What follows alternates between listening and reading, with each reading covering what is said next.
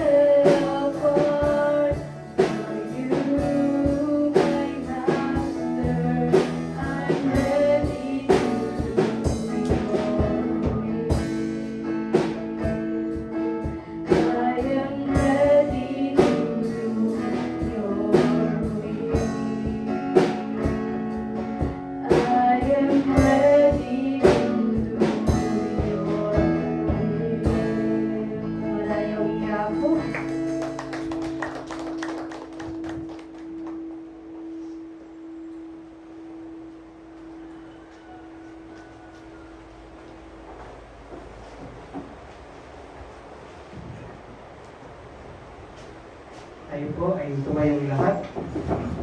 Iupo at manalangin. Diyos naming lumikha ng langit at ng lupa. Kataas-taas ang Diyos, wala pa pong katulad. Panginoon, kapit po ay nagpapasalamat sa pagkakataon na naman, Panginoon, na ipinagkaloob mo sa bawat isa sa amin, na kami po ay tinipon mo sa iyong bahay panambahan upang magkaisa kami, Panginoon, na magpuri sa iyo, itataas ang iyong pangalan.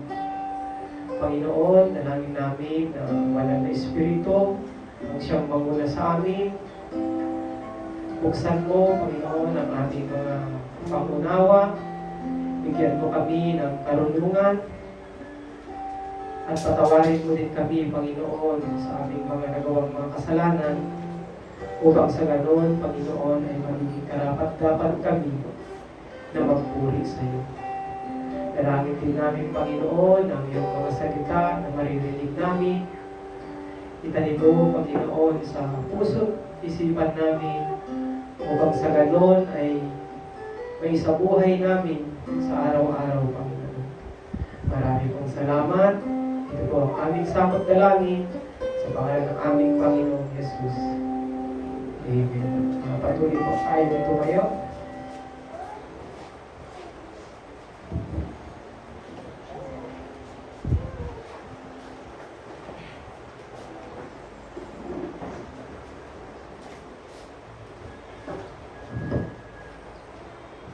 Buksan po natin ang ating mga Biblia sa aklat ng mga Salmo, ang kabanatay 100,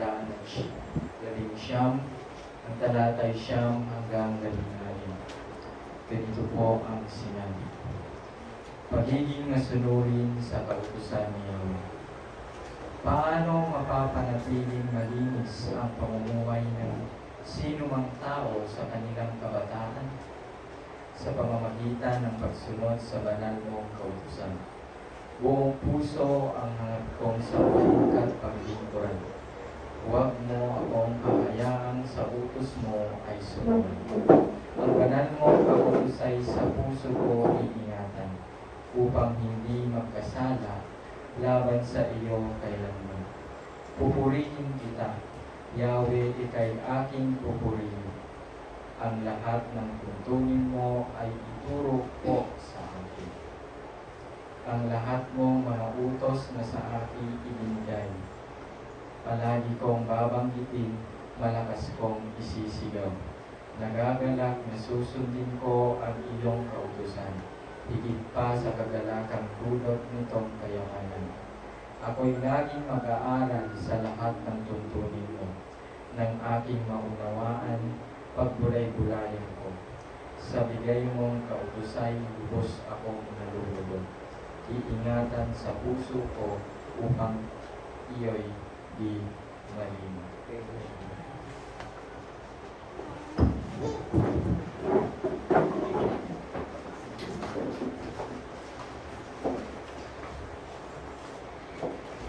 Amen. Isang mapagpalang hapon po sa ating lahat. Minsan po palakpakan nga po natin ang ating Panginoon. At sa oras po na ito, patuloy po natin siyang purihin dahil ang araw po na ito ay dapat lamang po natin ihandog para sa ating Panginoon.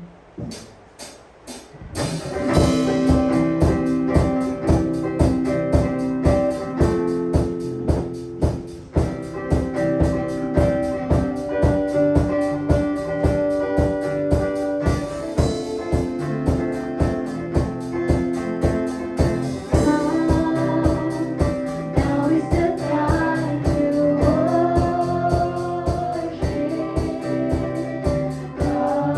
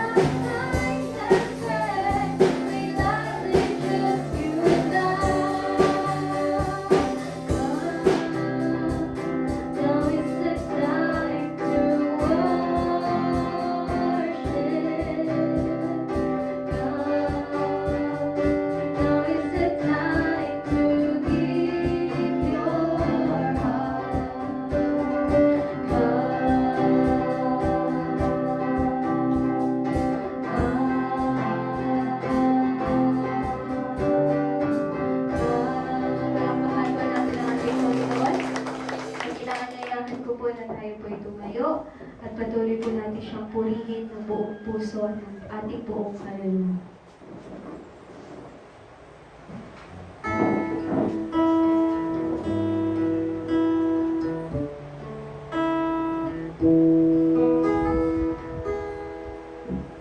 When I look into your holiness,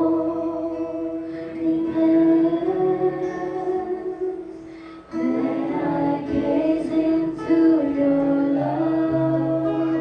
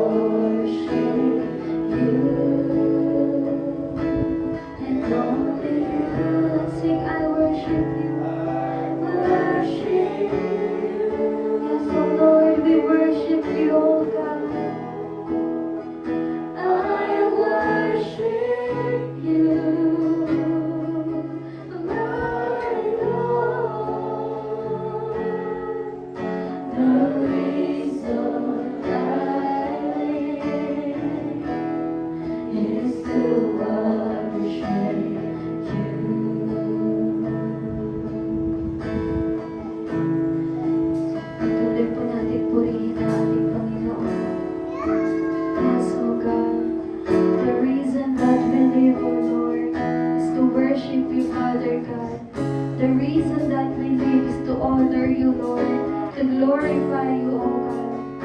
And there is no higher calling, Father God, than to kneel and bow before your throne, O God. Kaya Lord, sa oras po na ito, patuloy kaming lumalapit, patuloy kaming umaawit at nagpupuri sa iyo, O God. And there is no higher calling, no greater honor than to bow and kneel before your throne. I'm amazed at your glory and praise by your mercy, O Lord.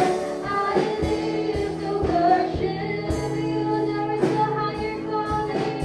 There is no higher calling.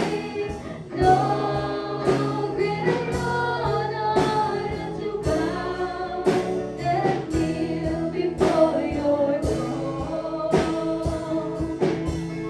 I'm amazed at your glory and praise by your mercy, O Lord. I live to worship you. Now at your feet, O Lord, is the most high place. In your presence, Lord, I seek your face. I seek your face.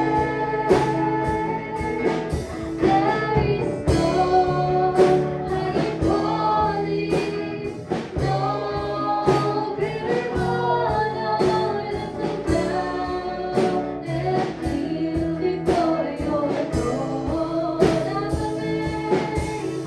I'm amazed at your glory and praise by your mercy, O Lord. I live to worship you. There is no higher calling. There is no higher calling. No greater honor than to bow and kneel before your throne.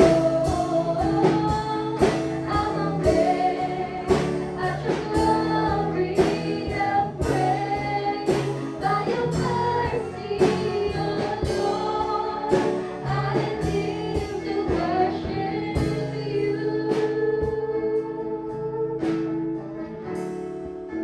Sa oras po na ito, pwede po ba ang ating itaas ang ating kamay sa ating Panginoon as a sign of worship, as a sign of surrender to our God. And as we sing the song, atin po itong kantahin ng buong puso para sa ating Panginoon.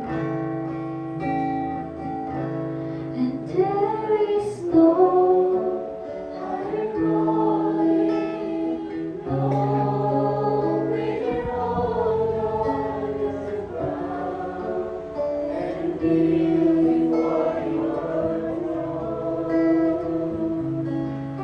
I'm amazed at your glory and praise by your mercy, O Lord. I live to worship you. Minsan po there is no higher. There is no higher calling, no greater honor than to bow and kneel before your throne. I am amazed at your glory and grace.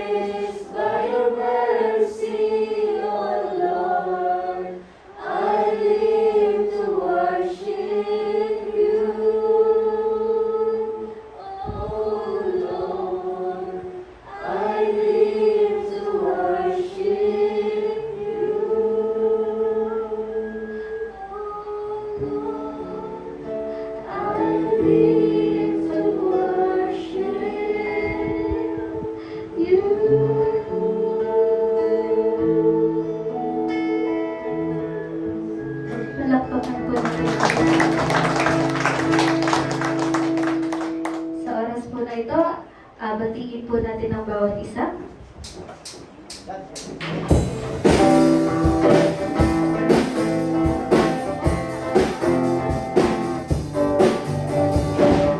Hello, kumusta ka? Ako'y nangangalap, makita ka. Hello, kumusta ka? Ako'y natutuwa na makasama ka. Ang pagpupuri sa Diyos Ama at pagdiriwang sa kabutihan niya. Ako ay masaya at present ka. Hello, kapatid! Hello, kumusta ka? Ako'y nag-alala, makakita ka. Hello, kumusta ka? Ako'y natutuwa na makasama ka. Sa pagpupuri sa Diyos Ama at pagdiriwang sa kabutihan niya. Ako ay masaya at present ka. Ako ay masaya. Ako ay masaya. Ako ay masaya at present ka. Palakpakan po natin muli ang ating Panginoon. Ayan, bago po tayo makinig ng salita ng Panginoon, pwede po bang batiin natin ang ating katabi? Na kapatid, ako ay masaya na narito ka. Ayan, amen. Bago po tayo makinig muli ng salita ng ating Panginoon, atin muna pong pakinggan muna ulit ang isang awitin.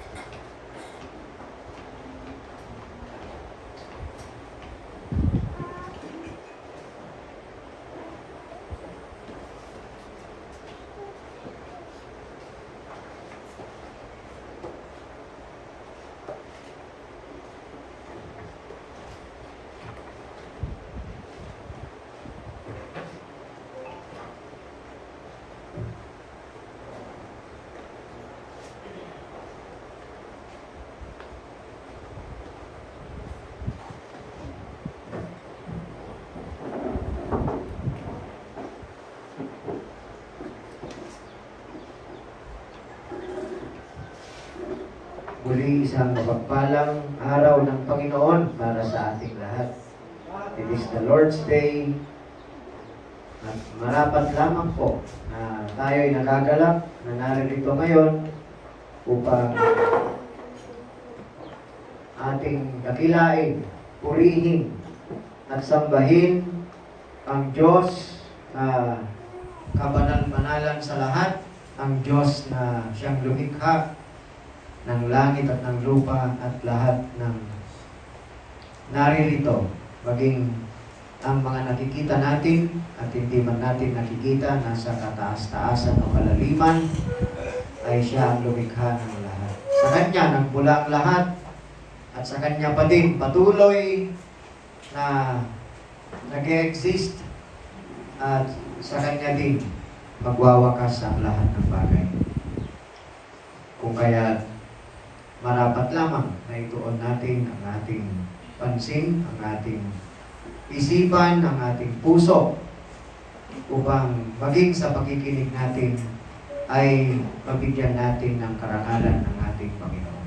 Tayo po ay tumayong lahat upang ating basahin ang kanyang mga salita na makikita natin sa sulat ni Apostol Pablo sa Efeso 4. Nasa page 229 ng Bibliang ginagamit natin na Tagalog. Basahin po natin ang mula sa 7 talata at ganito po ang nakasaad sa banal na kasulatan. Ang bawat isa sa ating nakatanggap ng tanging kaloob ayon sa sukat na ibinigay ni Kristo. Ganito ang sinasabi ng kasulatan. Nang umakyat siya sa kalangitan, nagdala siya ng maraming bihag at nagbigay ng mga kaloob sa mga tao. Anong ibig sabihin ng umakyat siya? Ang ibig sabihin niyan ay bumaba muna siya sa mga kailalimang bahagi ng lupa. Ang bumaba ay siya rin namang umakyat sa kaitaasan ng kalangitan upang mapuno ng kanyang presensya ang lahat ng nilikha. At binigyan niya ang ilan ng kaloob upang maging mga apostol, ang iba na may mga propeta, ang iba'y ebanghelista, at ang iba'y pastor at guro. Ginawa niya ito upang ihanda sa paglilingkod ang lahat ng mga banal para sa ikatitibay ng katawan ni Kristo, ang Iglesia, hanggang makamtan natin ang iisang pananampalataya at pagkakilala sa anak ng Diyos at maging ganap ang ating pagkatao ayon sa pagiging ganap ni Kristo. Nang sa gayon, hindi na tayo magiging tulad sa mga batang madaling matangay ng sari-saring aral. Hindi na tayo maililigaw ng mga taong ang hangad ay dalhin tayo sa kamalian sa pamamagitan ng kanilang katusuhan at panlilinlang. Sa halip, sa pamamagitan ng pagsasalita ng katotohanan sa diwa ng pag-ibig, tayo ay dapat maging lubos na katulad ni Kristo na siyang ulo nating lahat. Sa pamamagitan niya, ang mga bahaging pinag-ugnay-ugnay ng kasukasuan ay magiging isang katawan at kung maayos na gumaganap ng tungkulin ng bawat bahagi, ang buong katawan ay lalaki at lalakas sa pamamagitan ng pag-ibig. Tayo po ay manalangin. Dakilang Diyos na siyang umibig sa amin. Ikaw, Panginoon, ang unang umibig sa amin kung kaya alam namin ang ibig sabihin ng pag-ibig. Tunay, Panginoon, na dakila ka. Walang katulad ang iyong katapatan. Walang makakaparis sa iyo, Panginoon, sa iyong kapangyarihan at kadakilaan. Ang kalooban mo sa langit, ang siyang natutupad at nangyayari sa amin dito sa lupa. Maging sa iyong iglesia na binili ng Panginoong Hesus sa pamamagitan ng kanyang dugo. Tulungan mo kami, Panginoon, na sa aming pakikinig ay bigyan mo kami ng pangunawa mangusap ka sa amin upang ang kalooban mo ang maihayag at matupad sa aming mga buhay sa pamamagitan ng katuruan ng iyong mga salita, Panginoon. Gamitin mo lang po, Lord, ang iyong abang lingkod na siyang magiging daluyan ng iyong mga pagpapalang inihanda sa bawat isa. At nawa ay matanggap namin ito ayon sa iyong kalooban. At ito po ang aming dalangin sa pangalan ni Jesus. Amen. Sige, tayo po umupo.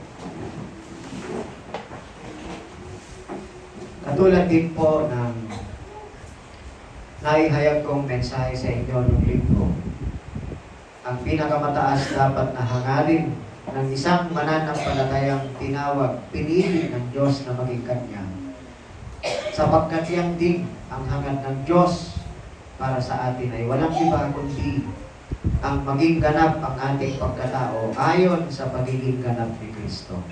Na tayo'y magiging kawangis ni Kristo sa lahat ng aspeto ng ating pamumuhay. So ito po ang pag-uusapan natin sa hapong ito, ang paglago sa buhay Kristiyano sa pamamagitan ni Kristo. Wala pong ibang paraan na tayo ay lalago kundi sa pamamagitan lamang ni Kristo. Sapagkat ayon sa banal na kasulatan, ang Diyos ang siyang nagpapatubo, siya ang nagpapalago at nagpapabunga na naihalintulad sa isang butil ng buto. At maging sa kanyang mga salita, siya ang nagpapalago at nagpapabunga sa buhay natin na ang hangarin niya ay upang tayo'y maging ganap na katulad ng pagiging ganap ni Kristo. Ito po ang hangarin ng bawat mananampalataya at ang iglesia na tinubos ng Panginoong Yesus sa kanyang dugo ay hindi lang dapat tayo'y dumadalo sa pagsamba o sa anumang ibang gawain sa bahay panambahan, hindi lang para sa isang activity. Bagkus, ang lahat ng ginagawa natin dito ay ginagamit ng Diyos upang ibigay niya sa atin ang paglago at pagiging ganap. We are going through maturity. Yan ang hangad ng Diyos para sa atin. Hindi kalooban ng Diyos na tayo'y manatiling isang sanggol sa spiritual na pamumuhay. Ninanais ng Diyos na tayo'y lumago, na maging kawangis ni Kristo.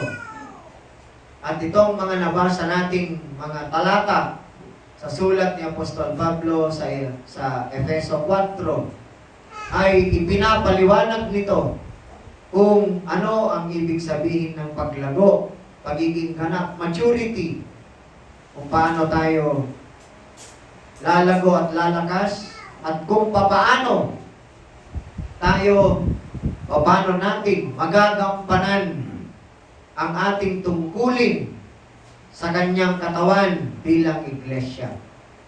So, meron po tayong bagay na maaaral dito. Una, ay ano nga ba ang goal? Ano nga ba ang hangarin ng Diyos para sa atin? Walang iba kundi maturity and unity. So, ang goal ng Diyos para sa atin ay maturity and unity. Ayon sa verse 13 ng binasa natin. Anong sabi ng verse 13 kanina? Hanggang makamtan natin ang iisang pananampalataya at pagkakilala sa anak ng Diyos at maging ganap ang ating pagkatao ayon sa pagiging ganap ni Kristo. Unity in the faith, unity sa pagkakilala kay Jesus, na dapat iisa lamang ang pagkakilala natin sa Kanya, hindi iba-iba.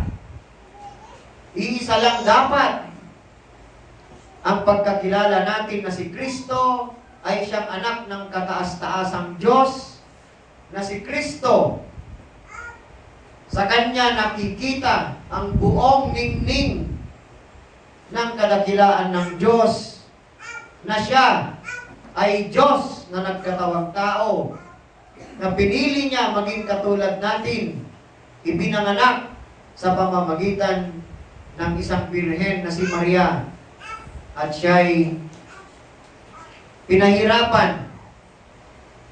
Inako niya lahat sa kanyang katawan ng pagpapahirap upang bayaran niya ang ating mga kasalanan. Tinubos niya tayo sa pamamagitan ng kanyang pagkapako sa krus. Yan ang unity ng kaalaman natin kay Kristo. Makamtan natin ang iisang pananampalataya na walang ibang sentro kundi si Jesus lamang. Iisang pananampalataya na wala tayong ibang inaasahan, walang ibang paraan o daan ng kaligtasan kundi si Jesus lamang.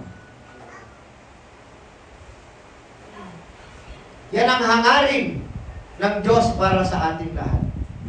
At sa ganyang kaalaman, kung tayo ay magiging iisa lamang sa pananampalataya at pagkakilala kay Kristo, ang magiging bunga niyan, ang ating patutunguhan ay walang iba kundi ang pagiging ganap ayon sa kaganapan ni Kristo.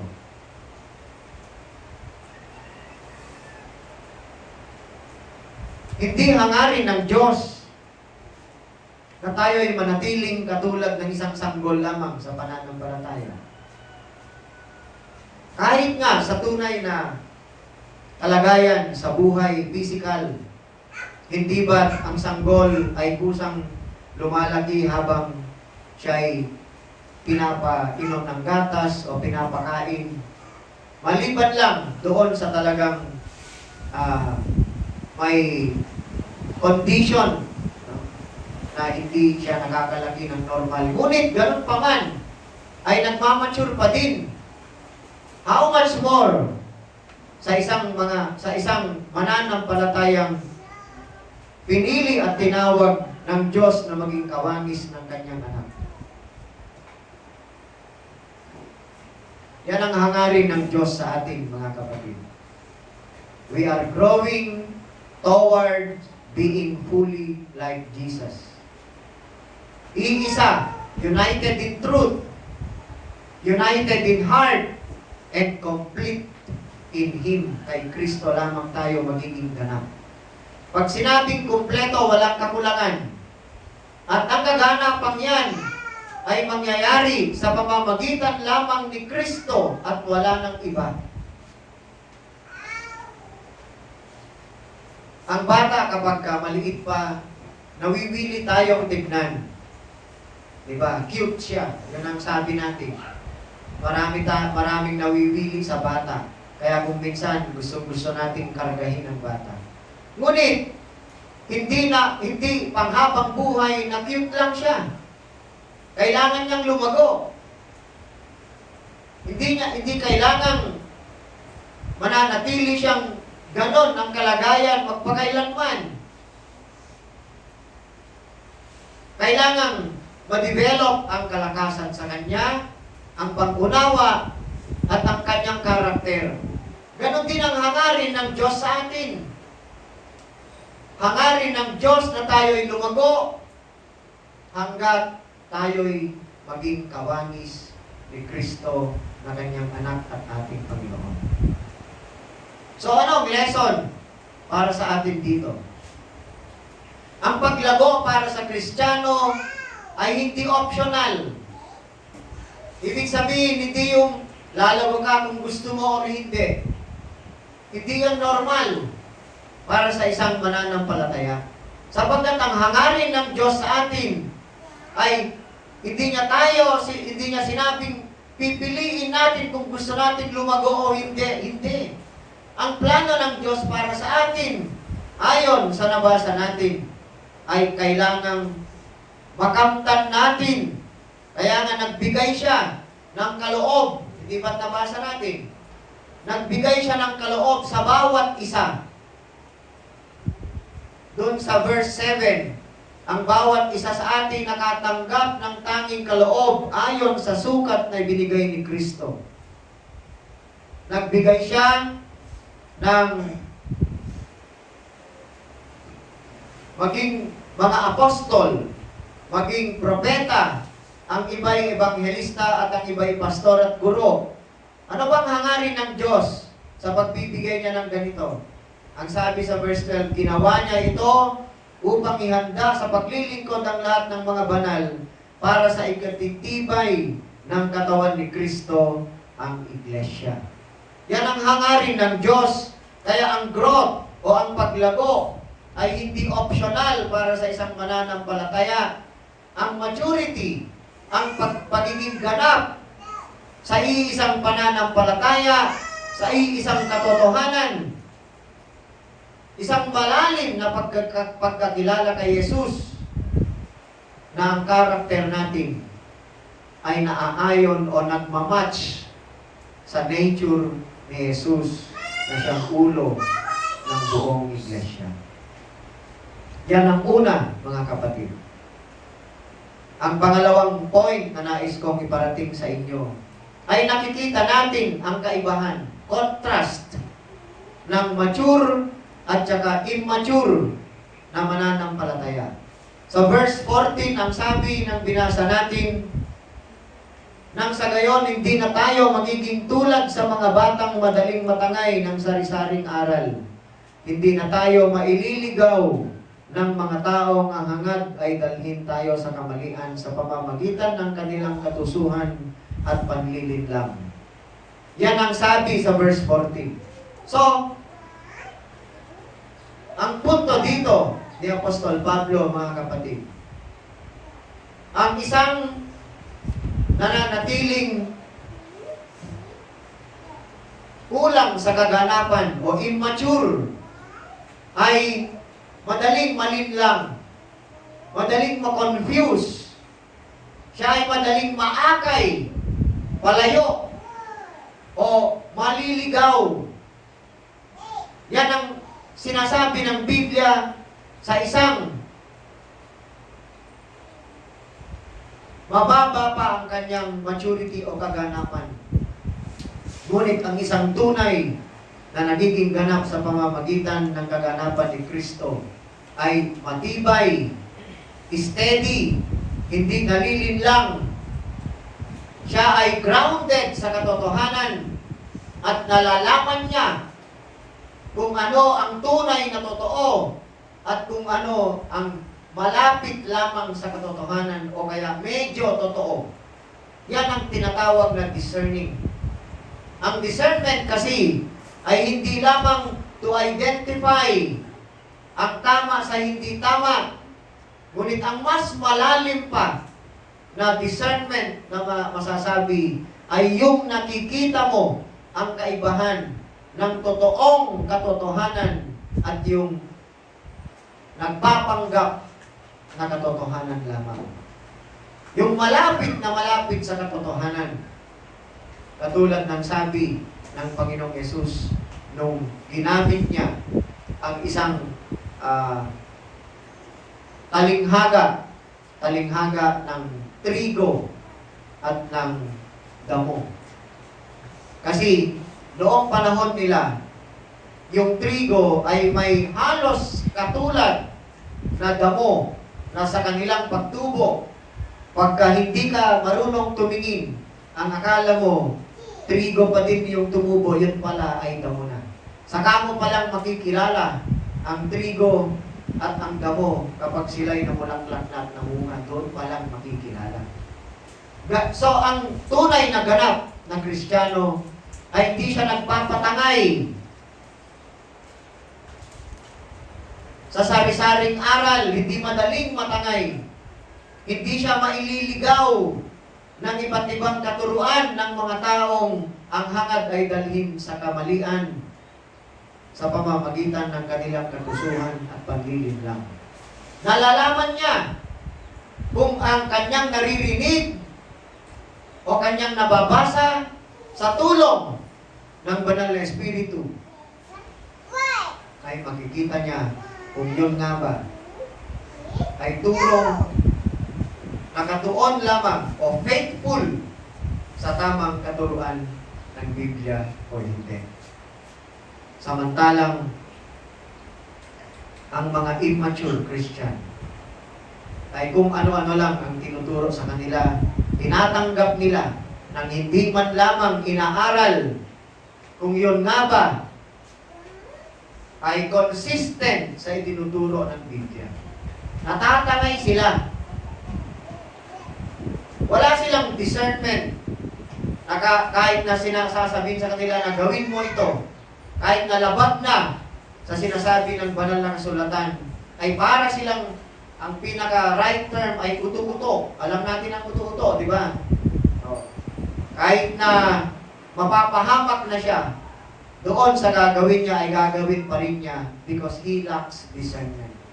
Ngunit ang isang tunay na ganap na mananampalataya ay alam niya, nalalaman niya, nakikita niya ng maliwanag ang kaibahan ng tunay na katotohanan sa medyo lang, no? O halos totoo, pero hindi siya nalilinlang at hindi siya naililigaw ng bagay o katuruan na malapit sa katotohanan. Bagkus ang panghahawakan niya, he will be grounded by absolute truth na itinuturo ng salita ng Diyos. Ganon dapat tayo dahil yan ang hangarin ng Diyos para sa atin. So, ano ibig sabihin ng maturity? Ang tunay na nagiging ganap na Kristiyano ay stable. Maturity equals stability.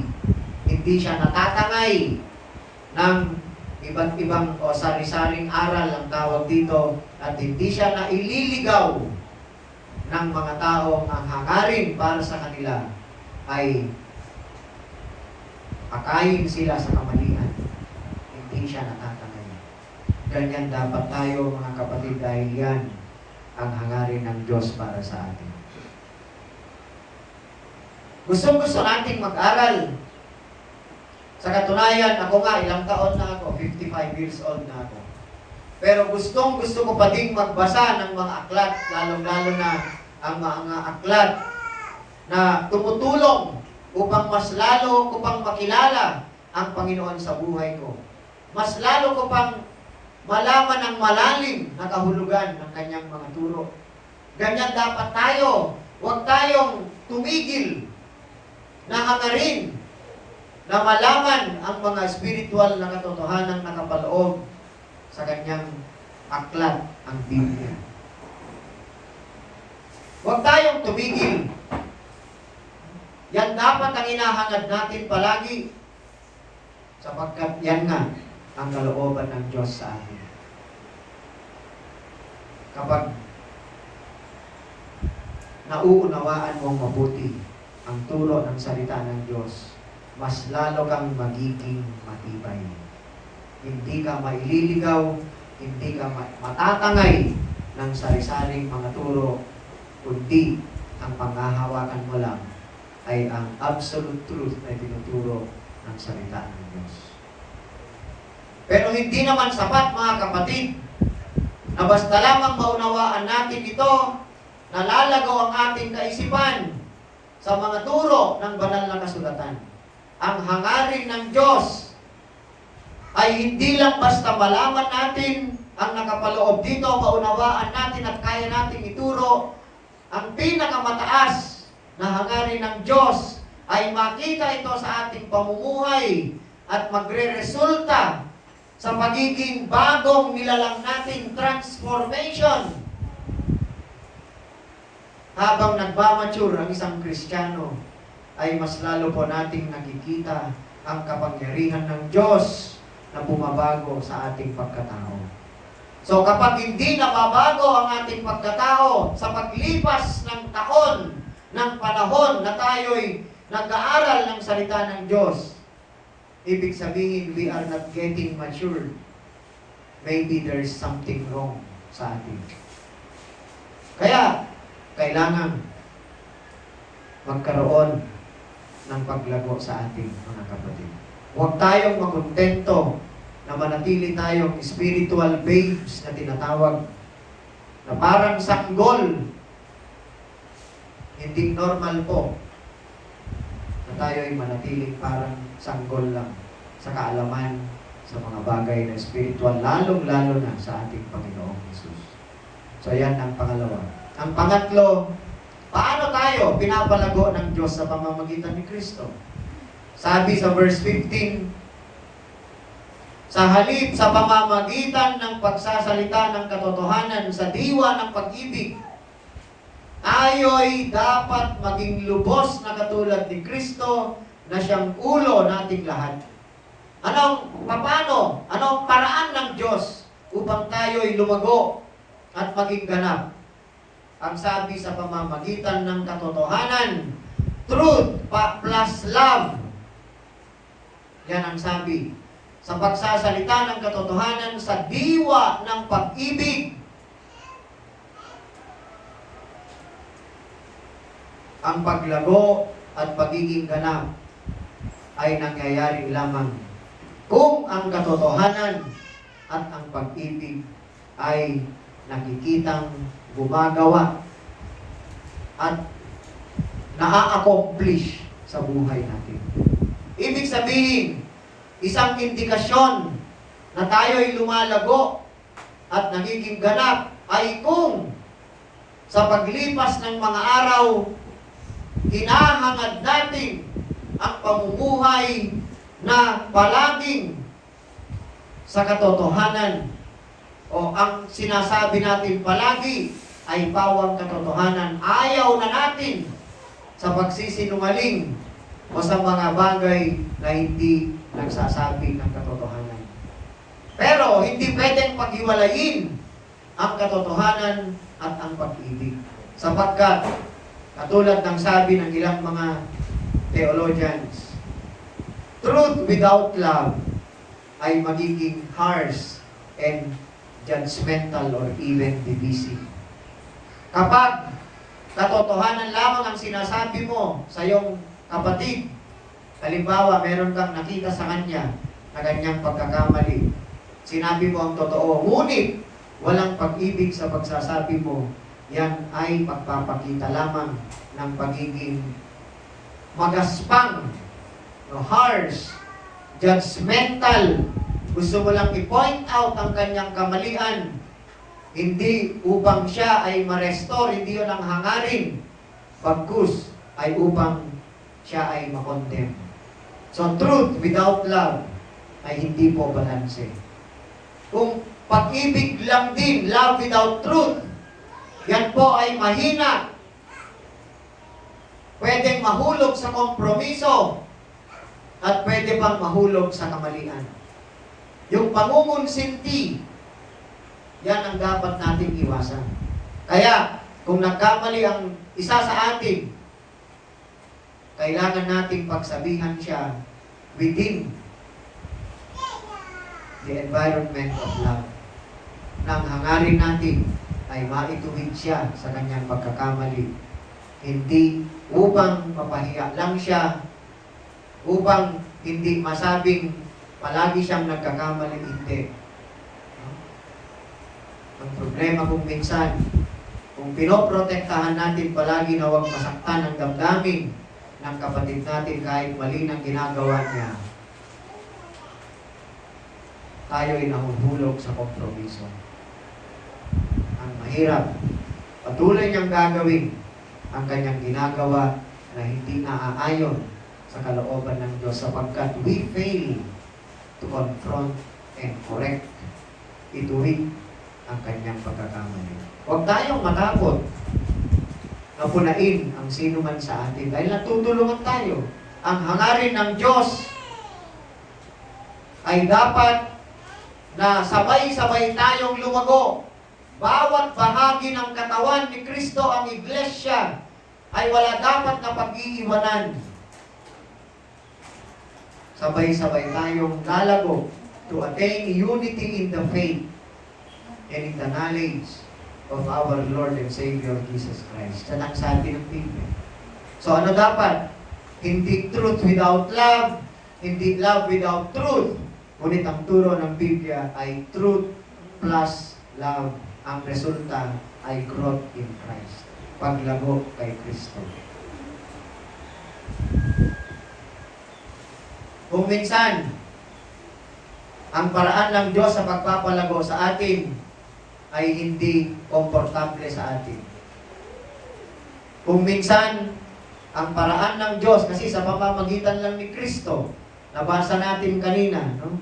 Na sa pamamagitan ni Kristo, sa verse 16, sa pamamagitan niya, okay, sa pamamagitan lamang ni Jesus, ang kaparaanan ng Diyos sa pagpapalago sa atin, upang tayo ay maging ganap, kung minsan ay hindi komportable sa atin. Inihahalin tulad yan sa pruning sa isang kahoy upang mas lalong maging mabunga. O kaya sa halaman, hindi ba kung minsan kailangang ma-prune ang halaman upang sa ganon ay mas lalong lumago at magiging mabunga. Ganyan din tayo, mga kapatid.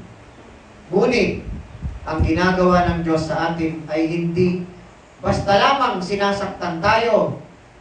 He allows, hurts.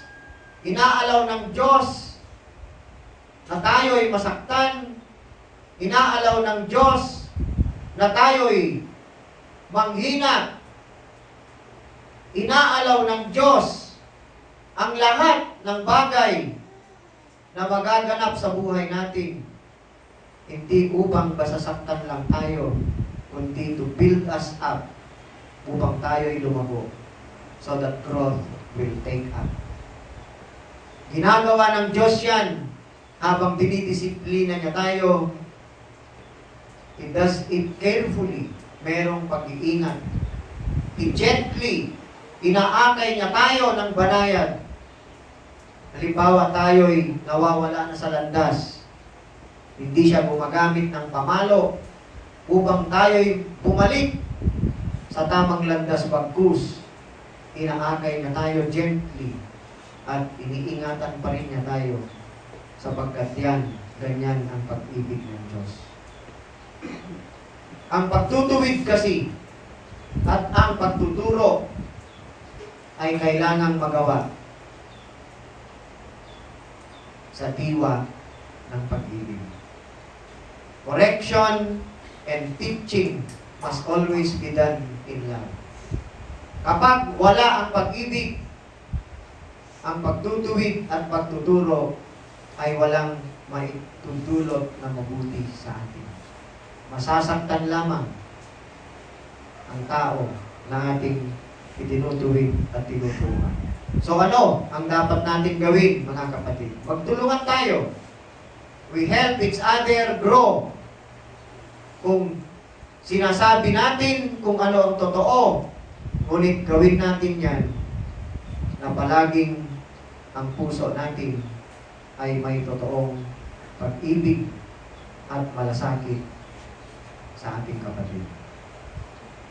Dapat nakikita yan sa atin. At bilang panghuli, paano mangyayari yan? Ano dapat ang gagawin natin? Kung ito ang kalooban ng Diyos sa atin, how do we function? Isa lang ba dapat ang gagawa?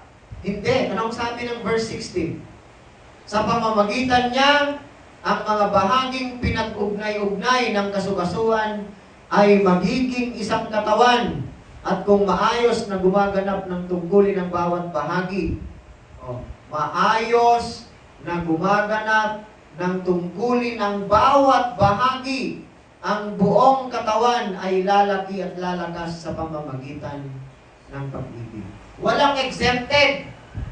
Bawat isa may tungkulin tayo sa isa't isa. I-practice natin ang tinatawag na accountability sa isa't isa. Magmalasakitan tayo, yung totoong may concern sa bawat isa, na ito ay pinagbubuklod ng pag-ibig, ng hangarin natin ay matulungan natin ang bawat isa na lumago sa pananampalataya, sa pagkakilala sa Panginoong Yesus, upang mas lalong nahahayag ang kanyang kadakilaan at kaluwalhatian sa buhay natin. Ang paglago, mga kapatid, ay hindi sinasarili, hindi individual. Bagamat may individual tayong paglago, ngunit ang sabi ng Biblia, habang bawat isa ay lumalago, nagaganap din ang tinatawag na corporate growth. Tayo ay connected sa bawat isa. Kailangan natin ang bawat isa. Walang kahit isa sa atin ang walang silbi. No one is useless. Bawat bahagi ng katawan ni Kristo ay may tungkulin. Ang sabi, at kung maayos na gumaganap ng tungkulin ng bawat bahagi, ang buong katawan ay lalaki at lalakas sa pamamagitan ng pag-ibig. Si Jesus ang source ng lahat. Dahil ang sabi dito, sa pamamagitan niya, sa pamamagitan ni Kristo, siya ang source. Anong nagbubuklod? Pag-ibig. And service is the action. We grow together as we serve one another sa diwa ng pag-ibig ng hangarin ay lumago at maging kawangis ni Kristo. Amen. Yan ang hangarin ng Diyos para sa atin. Ano nga ba ang sabi ng Biblia? Sa ibang sulat, halimbawa sa 1 Corinthians 12, kung titignan po natin ang 1 Corinto, ito po yung illustration nitong panghuling sinasabi ko sa inyo. Sa verse 14, ang sabi sa 1 Corinto 12, talata 14. Ang katawan ay binubuo ng maraming bahagi at hindi ng iisang bahagi lamang. Kung sasabihin ng paa, hindi ako kamay, kaya hindi ako bahagi ng katawan. Hindi na nga ba ito bahagi ng katawan? Kung sasabihin ng tainga, hindi ako mata, kaya hindi ako bahagi ng katawan, hindi na nga ba ito bahagi ng katawan? Kung puro mata lamang ang buong katawan, paano ito makakarinig?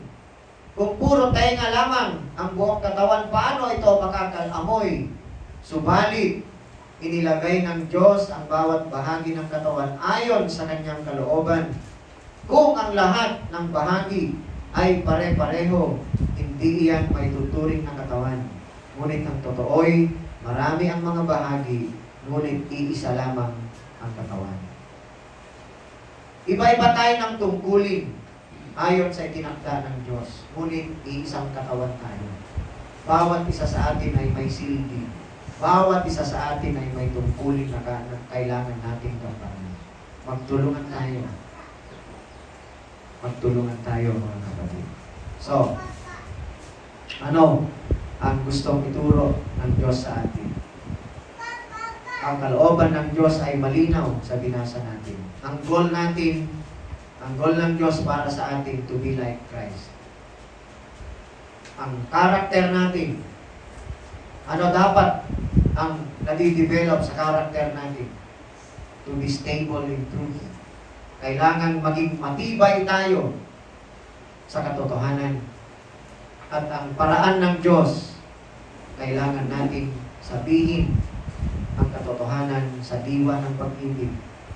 At ang paraan o ano dapat ang gagawin natin ang nakikita sa atin bilang action natin ay gampanin natin ang ating tungkulin. So anong challenge para sa atin? Ang tanungin natin ang ating sarili. Tayo pa rin ba ay may tuturing na sanggol hanggang ngayon sa spiritual na buhay? Are we still a spiritual baby na madaling matangay, madaling maligaw? O tayo nga ba ay lumalago na nakakatulong tayo sa bawat isa na ang sabi ng Biblia, ang buong katawan ay lalaki at lalakas sa pamamagitan ng pag-ibig? Are we helping others and building the body of Christ? So kailangan nating mag-commit, mga kapatid, na sabihin natin kay Lord, hilingin natin sa Kanya, Panginoon, tulungan mo ako na lumago sa pagkakilala sa iyo. Ilagay mo sa aking puso ang hangarin na maging isa kaming lahat sa pananampalataya at pagkilala sa iyo.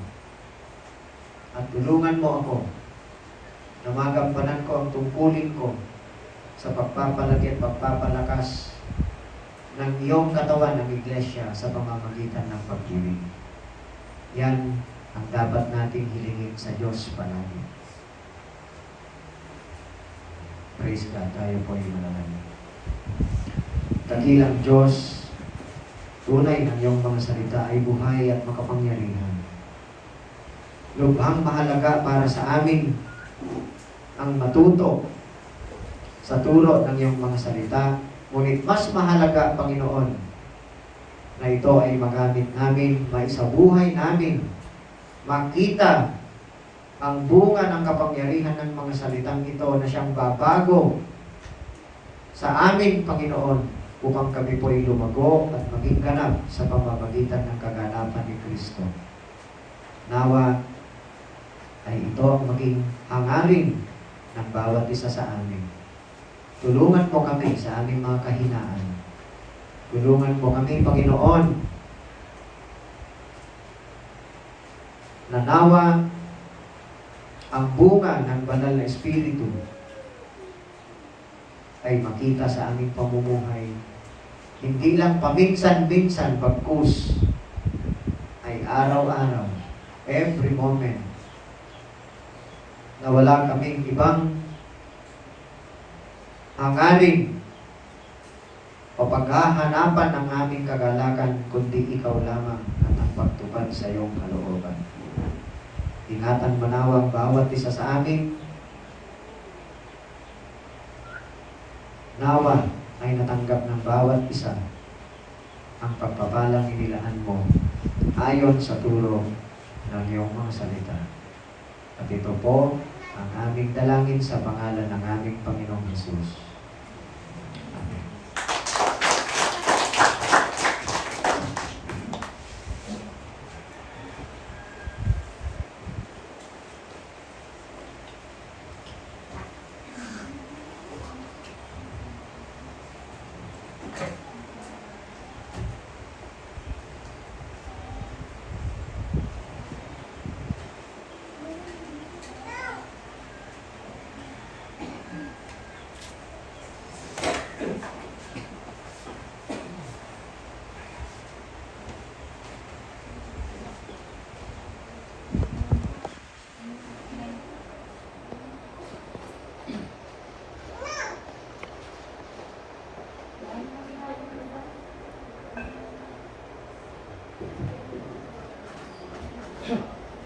Raya Umiya po na mensahe satu pihak kameraman ada di tempat. Datang itu sampai Raya Umiya po bagikan tadi. Itu anak-anak lalu Diyos ni Diyos na mapamatangan. Ako siya ko na makarubang mo. Nagugmang may naman ko mga balabang mensahe ako to libera pa mo sa katalabi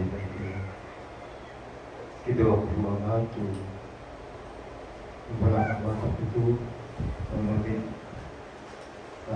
kagitan din ang ginitipin mas lumalaga niya ang sa ang group niya ang mga tanong. Mapalo mo sa bata, iyaw ang Lord ng ito ni Jesus. So, kanayang nga ini pag-ipunan na nilaman ako ito pagkapya niya. Ang mapalo nga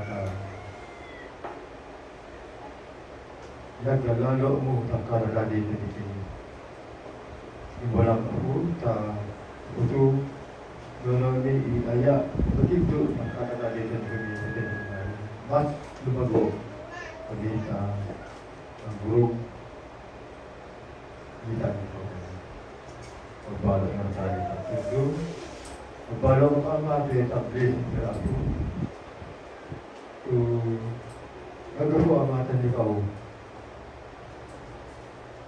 Siya ama ikip ko ito. May magtoli lumabagong katapon kasasakit. Alawag ang mga ama, ang bendisyon ang mayaw. Ang palo ama. Marayaw ka, dahil sa mga tangalan mo. Amen.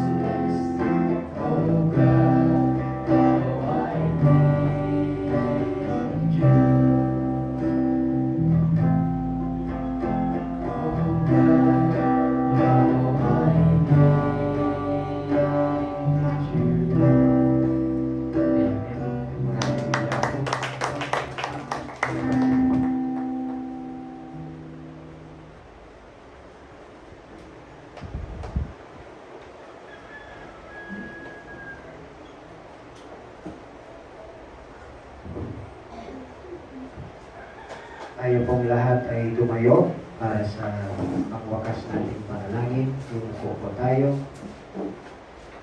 Panginoon, tunay na Ikaw lamang ang kaganapan ng buhay natin. Ikaw ang aming katuwiran. Nagiging matuwid kami lamang sa iyong paningin dahil kay Kristo. At lubos ka namin kailangan. Hindi lamang sa ilang pagkakataon, ngunit araw-araw, bawat pagkakataon, Panginoon, kailangan ka namin. Dahil Ikaw lamang ang buhay namin. Ikaw lamang ang aming pag-asa. Ikaw lamang ang aming kalakasan. Ikaw lamang ang natatanging amin sa langit. You are our portion. Maraming salamat, Panginoon, sapagkat ang lahat ng pagpapalang espiritual ay natanggap namin sa pamamagitan ni Kristo lamang at yan ang iyong kalooban. Tulungan mo kami na mamuhay sa katotohanan ito. Tulungan mo kami na makapamuhay ayon sa pagkapili at pagkatawag mo sa amin. Ikaw lang ang makakatulong sa aming Panginoon. Inilalapit namin sa iyo ang lahat ng kapatiran namin na nangangailangan ng pagpapalakas mo. Nandito man o nasa ibang lugar sila, sa ibayong dagat man, hindi ka kailanman nagkukulang na iabot sa amin ng tulong na lubos namin kailangan. Ang pagpapagaling mo, ang sustenance mo, Panginoon, sa lahat ng umaasa sa iyo at nananalig sa kapangyarihan mo at kakayahan mo. Nawa ay pangunahan mo kami sa lahat ng bagay, sa aming paggawa ng desisyon, sa aming mga responses at pagpipili, Panginoon, choices. Sapagkat ikaw lamang nakakaalam sa future, Panginoon. Ikaw lang nakakaalam sa lahat ng bagay.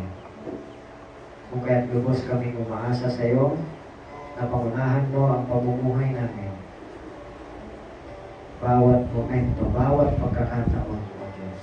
Pagharian mo kami. Tulungan mo kami na palaging nagpapasakop sa iyo, sa iyong mga salita, sapagkat ang iyong mga salita ang tanglaw at gabay namin, Panginoon. Hindi kami nakakapamuhay ng naaayon sa iyong kalooban kung kami nalalayo sa iyo at sa iyong mga salita. Kung kaya ipinili ng Panginoong Jesus na kailangan po namin manatili sa iyo, sa iyong mga katuruan, sa iyong salita. Dalangin ko, Panginoon, nakaawanan mo kami. Biyayaan mo kami ng mga bagay na lubos namin kailangan. Lalong-lalo ng mga bagay na hindi kayang bilhin ng pera o kayamanan. Lalong-lalo na ang kalusugan, ang kapayapaan ng aming mga puso at isipan, ang katatagan ng aming mga kaluluwa, na sa anumang pangyayari na magaganap sa buhay namin, ay manatili kaming tapat sa iyo. Manatili kaming umaasa lamang sa iyo, O Diyos. Manatili kaming matibay at hindi kami mainugupo ng anumang mga pangyayari maaari naming maranasan, Panginoon. Tulungan mo kami na wala kaming ibang hahangarin kundi ang maging handa sa muling pagbabalik ng Panginoong Yesus. Tulungan mo din ang mga kapatiran namin, lalong-lalo ng pamilya ni na Sister Lori. At ay iba pang mga kapatiran namin nasa ibayong dagat. Paboran mo ang iyong mga anak, Panginoon, dahil sa iyo lang kami lubos na umaasa. Magpalain manawa ang bawat isa sa amin, sa aming pansamantalang paghiwa-hiwalay. Samahan mo kami, Panginoon, sa buong linggo, at sa muli na naman naming pagkikita-kita, ay makita namin ang kapangyarihan mo at kaluwalhatian mo na nahahayag sa aming mga buhay. Salamat, Lord. Namin pong sinasabi na sa iyo lamang ang kataas-taasang papuri. Sa iyo lamang ang kataas-taasang karangalan. At ito po ang aming samot dalangin sa pangalan ng aming Panginoong Yesus. Amen.